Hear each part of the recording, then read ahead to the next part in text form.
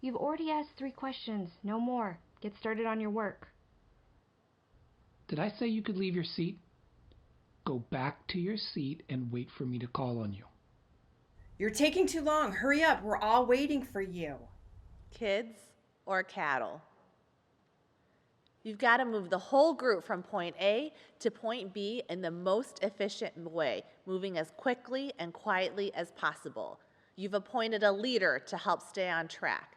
You've rehearsed the hand signals and the verbal cues. And no matter how many times you do it, there's that one that won't stay in line and keeps straying from the group. This has been rehearsed and practiced, and they should know the routine by now. Kids or cattle? Herding is important to animals for instinctual survival. Herding, however, is not important in education.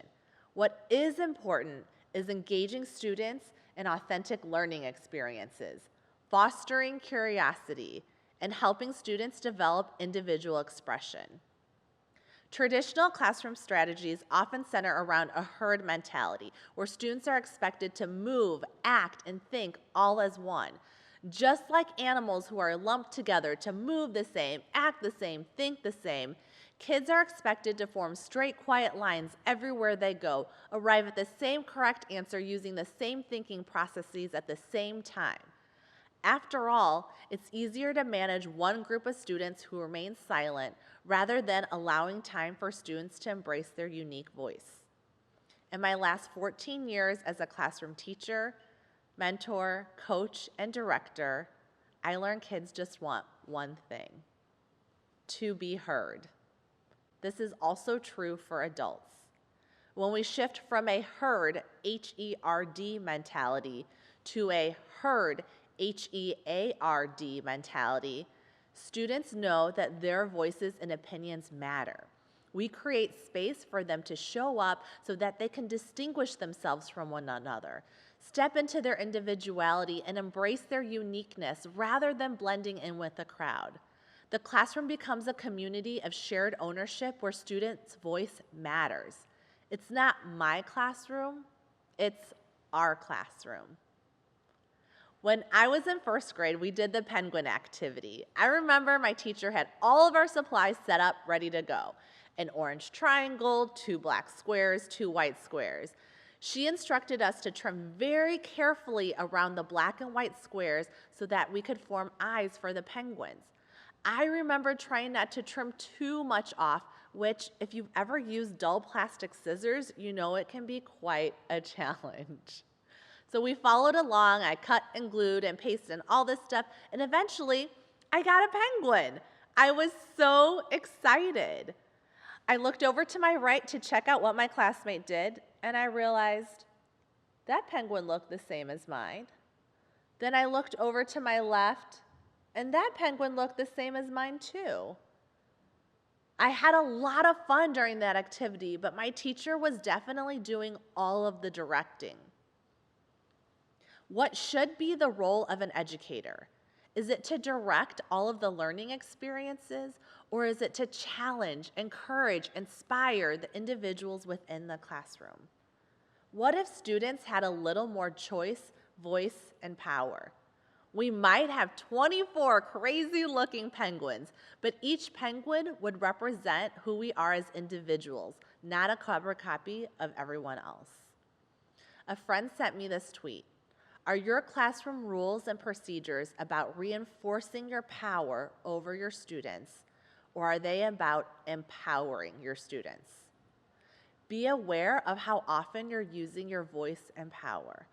Allowing student choice and student voice encourages students to claim their truth and engage in the classroom.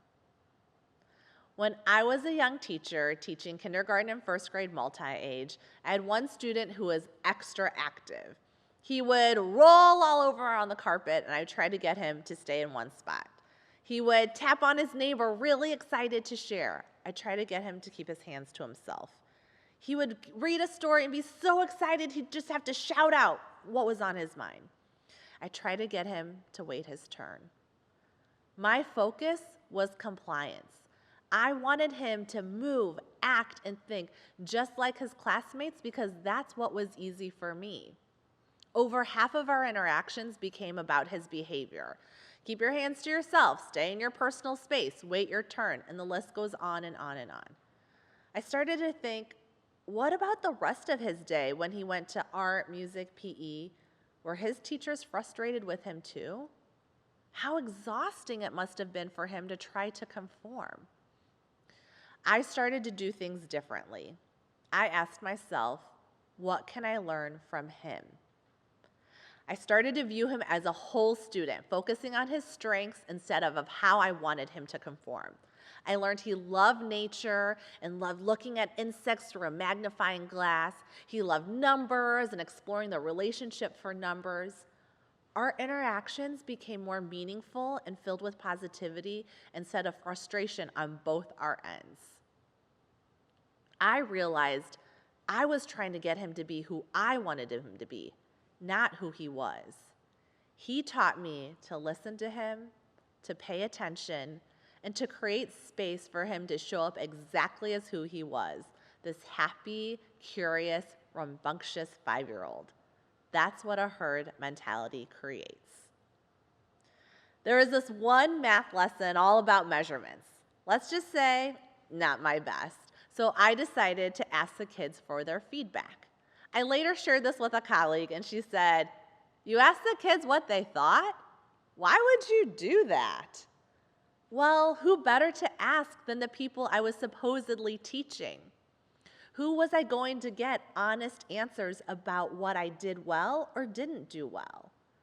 The kids told me I did a great job, but they still weren't sure how to use a ruler.